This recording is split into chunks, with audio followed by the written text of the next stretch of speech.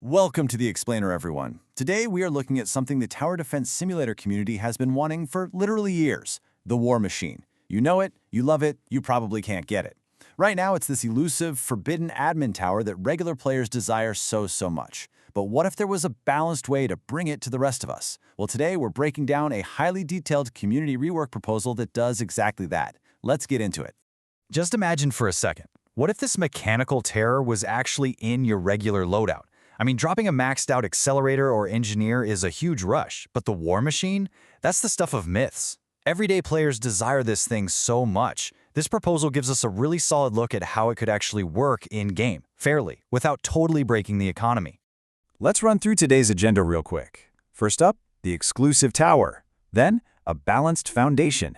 Next is the path to destruction. After that, the Mecha Retreat. And finally, the ultimate frontline. All right, part 1. The exclusive tower. Admin only. So, currently, the War Machine is completely locked down. It's strictly for Discord moderators, admins, or those rare players who pass a dev review for helping out with the workshop portal. But this rework pitches a massive change, locking it behind a whopping level 385 requirement. Honestly, this makes so much sense. It keeps that legendary exclusive feel, but actually gives the hardcore veterans of TDS a real, tangible endgame goal to grind for. Moving right along to Section 2, a balanced foundation. Okay, brace yourselves, because here is the first major hurdle. Unlocking this beast is going to cost you 25,000 coins. And as if that wasn't crazy enough, the proposal tacks on an extra 6,500 gems just to buy it after hitting level 385. This is the absolute peak of endgame content, guys. You'd be saving for weeks, maybe even months. But, that ensures when you finally drop this unit on the map, you really feel like you've earned it. Of course, the balancing doesn't just stop at the massive price tag. Under this rework, the War Machine is treated kind of like an evolved turret, so its map presence gets heavily restricted. The footprint, basically how much space it hogs on the map, gets bumped up from 1.5 to 2. It's a bulky tower. On top of that, your placement limit drops from 5 down to 4. You're trading quantity for absolute quality, which stops people from just spamming giant mechs everywhere. Now, if you're a hardcore fan who actually remembers the old admin stats, you might want to sit down for this. To make this thing fair for regular gameplay, some of those ridiculously overpowered abilities are getting completely scrapped. The level 4 convoy ability, the one that spawned railgun tanks, yeah, that's gone. Same goes for the level 2 command aura that used to give massive buffs to nearby towers. Honestly, getting rid of these is a super smart design choice. It strips away the support and minion stuff, pushing the War Machine into a pure, localized, heavy damage role.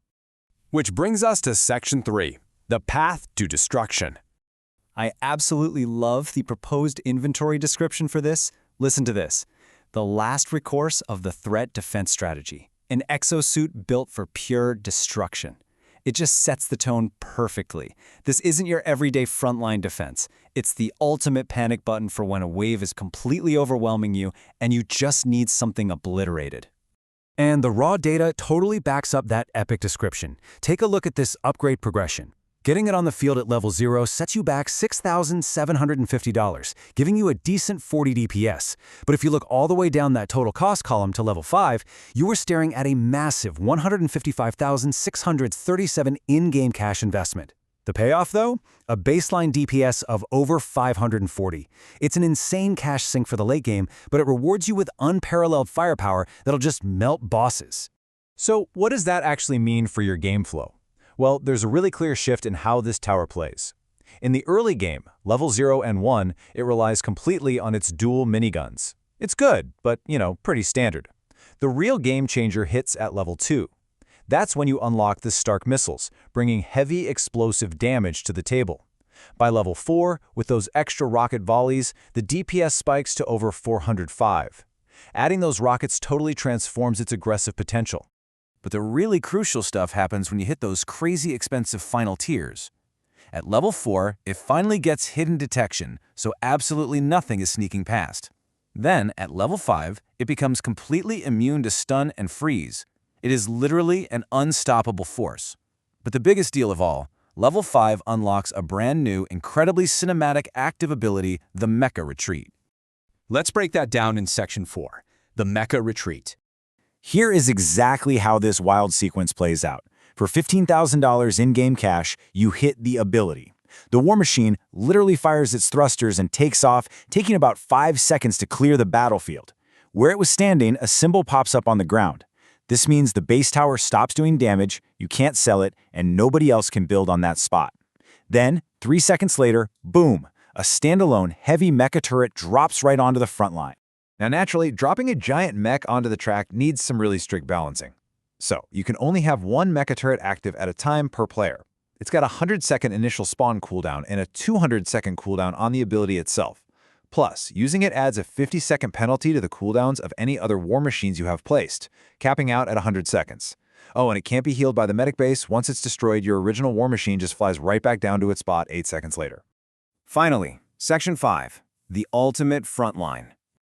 Just look at this number, 25,000 HP. That is the Mecha Turret's health pool. It is an absolute colossus of attack. It just slowly marches down the path toward the enemies at a super menacing 1.35 walk speed.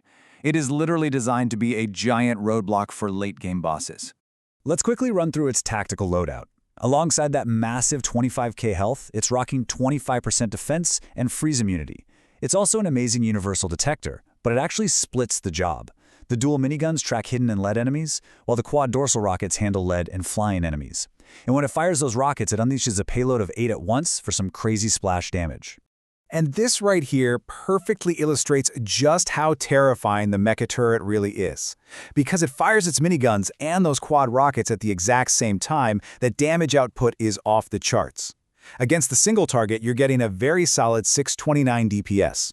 But if those rockets are blasting into a huge crowd, hitting their max of 6 targets per explosion, the theoretical max DPS skyrockets to 1,774. It is an absolute nightmare for any zombie horde. So that brings us to the big question to wrap up today's explainer.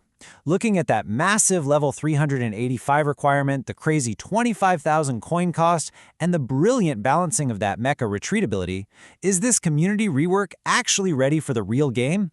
I think it perfectly transforms an overpowered admin toy into a fair, rewarding endgame pursuit. How would this change your hardcore runs? Think about it. Thanks for hanging out with me for this deep dive. Keep strategizing, and I'll catch you in the next explainer.